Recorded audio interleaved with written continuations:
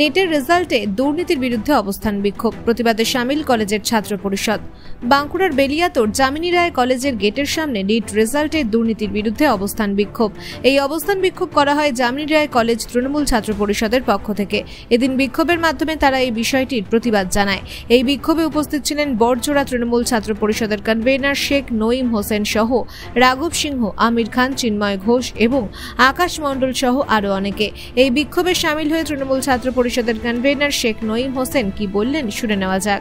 আমরা সবাই জানি যে সারা ভারতবর্ষে যে নিট এক্সামের রেজাল্ট বেরিয়েছে 4 তারিখে, সেটা যে ভারতবর্ষের সবচাইতে শিক্ষার ক্ষেত্রে সবচাইতে বড় দুর্নীতি। সেই দুর্নীতির বিরুদ্ধে আমরা ছাত্রছাত্রী সকলে আজ কলেজ গেটের সামনে আমরা ধর্ণা প্রদর্শন করলাম এবং ধিক্কার জানালাম এবং দোষীদের উপযুক্ত শাস্তির দাবিও চাইলাম।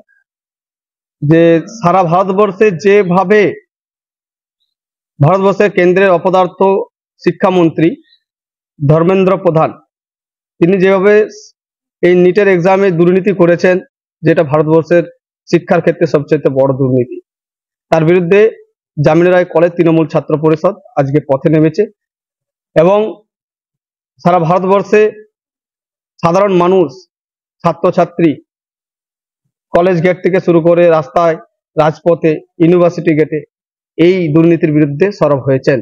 আমাদের নেত্রী মমতা বন্দ্যোপাধ্যায় এবং অভিষেক বন্দ্যোপাধ্যায় এই দুর্নীতির বিরুদ্ধে তিনারা সরব হয়েছেন এবং আমাদের নেতা ছাত্র পরিষদের রাজ্য সভাপতি তিনাঙ্কর ভট্টাচার্য দাদার নির্দেশে আমরা যামিনী রায় কলেজ গেটে এই ধর্ণা প্রদর্শন করলাম। কতক্ষণের ধর্ণা প্রদর্শন?